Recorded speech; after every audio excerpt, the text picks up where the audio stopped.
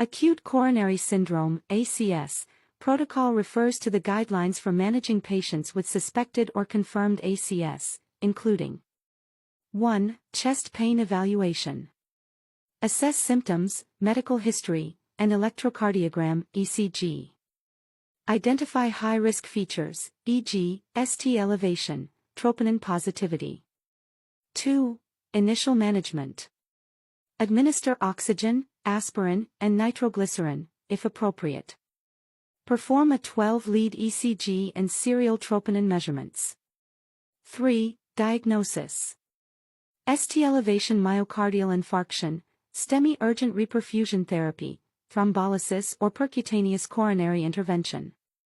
Non-ST elevation acute coronary syndrome, NSTACS risk stratification.